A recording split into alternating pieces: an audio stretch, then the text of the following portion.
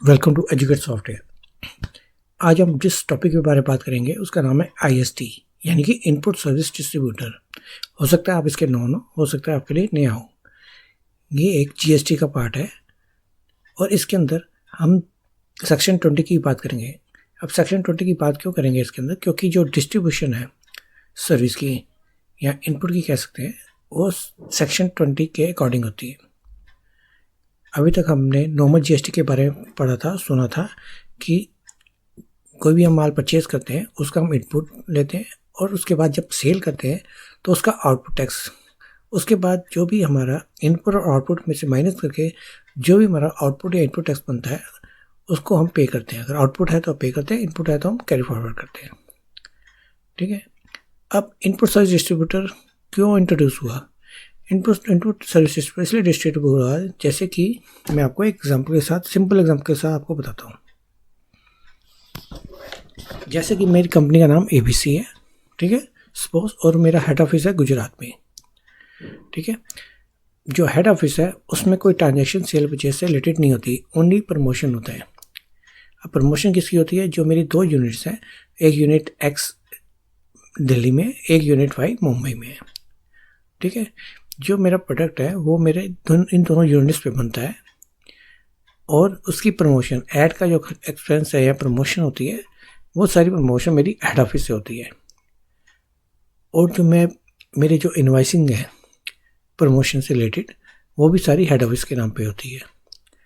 अब प्रॉब्लम क्या आ गई इस केस में कि मैं हेड ऑफिस मेरा है आपका गुजरात में। ठीक है। अब मैं कोई वहाँ पर हेड ऑफिस से ना मैं कोई सेल कर रहा हूँ ना परचेज कर रहा हूँ, ओनली सर्विसेज से रिलेटेड काम कर रहा हूँ। तो उस केस में मैं इसका इनपुट कैसे लूँगा अपनी?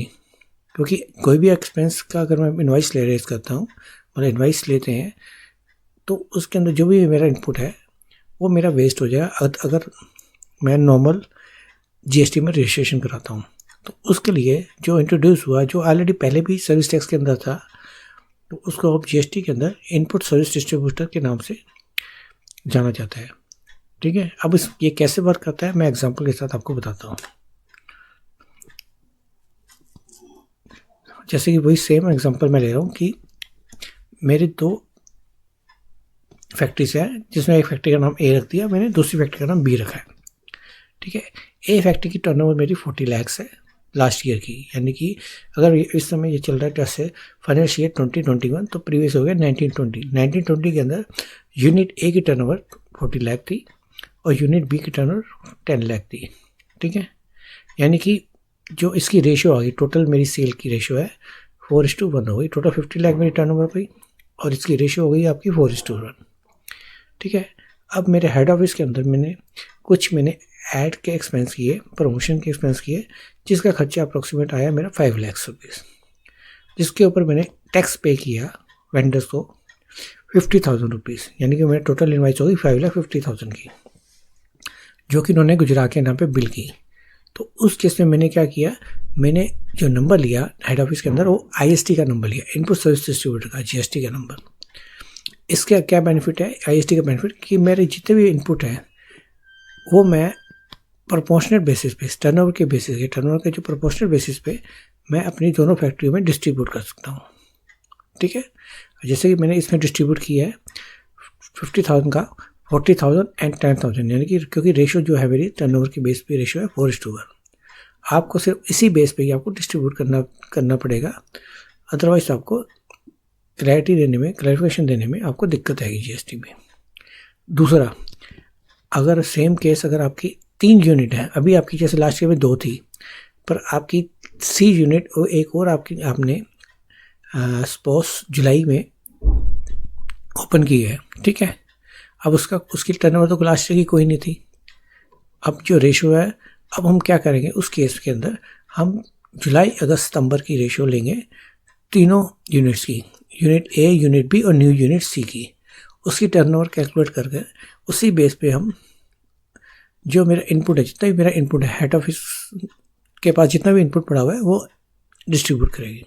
पर इसके लिए आपको आईएसटी का नंबर लेना जरूरी है जीएसटी के अंदर, तभी आप डिस्ट्रीब्यूट कर सकते हैं। नॉर्मल नंबर लेके आप डिस्ट्रीब्यूट नहीं कर सकते। ठीक है। पहली बात तो ये। अब आगे चलते हैं। कुछ इसके कुछ नियम भी है कि कैसे हमने डिस्ट्रीब्यूट करना है, जिसके अंदर सेक्शन 20 एप्लीकेबल होता है। ठीक है, तो अब उस नियम को ही पढ़ लेते हैं, सेक्शन 20 के नियम को। इसके अंदर पहला नियम जो कहता है, ये कहता है the input service distributor shall distribute the credit of central tax as central tax और integrated tax and integrated tax as integrated tax or central tax by way of issue of document containing the amount of input tax credit being distributed in such manner as may be prescribed। मैं आपको layman में समझाता हूँ example के साथ में। अगर आपका स्टेट सेम है, यानी कि हेड ऑफिस भी आपका गुजरात में है और आपके फैक्ट्री भी गुजरात में है, हम पहले उस केस को लेकर चलते हैं। तब आपका जो इनपुट है CGST का, वो आप एडजस्ट करेंगे CGST के साथ। HGST का इनपुट आप HGST इनपुट के साथ एडजस्ट कर सकते हैं। IGST इनपुट को आप CGST और IGST दोनों के साथ एडजस्ट कर सकते हैं। ये तो थे सेम स्टेट। अगर आपकी हम डिफरेंट स्टेट की बात करें तो उस केस में क्या है, आप CGST का जो है आपका इनपुट वो CGST और IGST के साथ एडजस्ट कर सकते हैं। SGST का इनपुट जो है SGST और IGST के साथ एडजस्ट कर सकते हैं। IGST का इनपुट जो है आप CGST और IGST के साथ एडजस्ट कर सकते हैं। ठीक है, इसी कंडीशन के बारे में नंबर 1 पॉइंट में आपको बताया गया है सेक्शन 20 के अंदर। अब नेक्स्ट बात करते हैं हम, सेकंड पॉइंट क्या कहता है सेक्शन 20 का, द इनपुट सर्विस डिस्ट्रीब्यूट में distribute the credit subject to following condition, namely A, the credit can be distributed to the recipients of credit against a document containing such detail as may prescribe। यानी कि उनका कहना है कि section 2A का या 20 के अंदर 2A कि आप जो भी आप डिस्ट्रीब्यूट करेंगे सर्विसेज का इनपुट, हेड ऑफिस जो भी सर्विस का इनपुट डिस्ट्रीब्यूट करेगी अपनी फैक्ट्रीज को, तो उस केस के अंदर आपको एक डॉक्यूमेंट इशू करना पड़ेगा। उस डॉक्यूमेंट के थ्रू ही आप, उस डॉक्यूमेंट के बेस पर ही आप डिस्ट्रीब्यूट कर सकते हैं इनपुट अपने A और B फैक्ट्री या C फैक्ट्री को। ठीक है, अब आप B पॉइंट पे आते हैं, सेक्शन 22AB के पॉइंट में, 2B के पॉइंट में, the amount of credit distribute shall not exceed amount of credit available for distribution.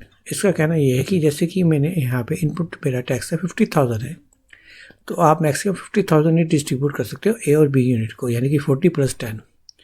ठीक है, इसके अंदर एक और भी चीज़ आती है, जैसे कि कई बार कोई ऐड का एक्सपेंस है वो पार्टिकुलर सिर्फ B यूनिट के लिए या सिर्फ A यूनिट के लिए है, तो आप पूरा 50,000 आप उनको सिर्फ A यूनिट को ही डिस्ट्रीब्यूट करेंगे, अगर वो ऐड आपकी रिलेटेड टू आपकी यूनिट A के रिलेटेड ही है सिर्फ।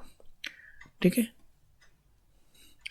अब आते हैं C पॉइंट के अंदर, लास्ट पॉइंट के अंदर, सेक्शन 20 का 2C, the correct tax paid on input service attribute to a recipient of credit shall be distributed only to the recipients।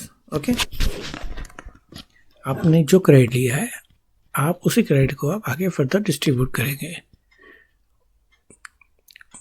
उसी डिस्ट्रीब्यूशन को।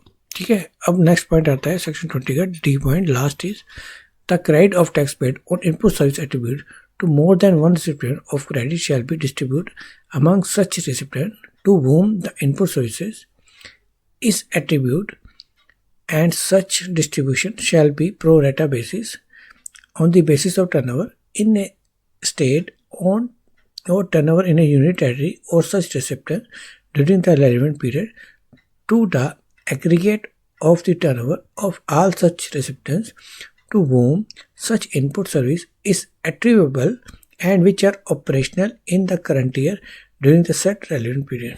जैसे कि मैंने आपको बताया था एग्जांपल के अंदर, आपकी टर्नओवर के बेस पे ही आप सिर्फ उसको डिस्ट्रीब्यूट कर सकते हैं अपने क्रेडिट को, जो भी आपका इनपुट क्रेडिट है। यानी कि सेल की बेसिस पे आपने लास्ट ईयर की टर्नओवर जो कैलकुलेट की, आपका 40 लाख और 10 लाख टोटल 50 लाख की टर्नओवर है, रेशियो आ गई 4:1। तो जो आपका 50,000 इनपुट क्रेडिट है आप 4:1 की रेशियो से ही आप डिस्ट्रीब्यूट करेंगे अपनी दोनों यूनिट्स को। ठीक है, तो ये एक सिंपल सा पॉइंट था इनपुट सर्विस रजिस्टर के बारे में। फिर भी अगर आपको कहीं कोई दिक्कत है, कहीं आपको कोई चीज़ क्वेश्चन है, तो आप क्वेश्चन रेज कर सकते हैं, मैं आपको उसका रिप्लाई ज़रूर दूंगा और आपके जितने भी डाउट्स हैं वो क्लियर करूंगा। और साथ ही मेरे चैनल को लाइक और सब्सक्राइब जरूर कीजिए ताकि मैं आपके लिए ऐसी वीडियो ला सकूँ और आपके साथ शेयर कर सकूँ। ठीक है, थैंक यू।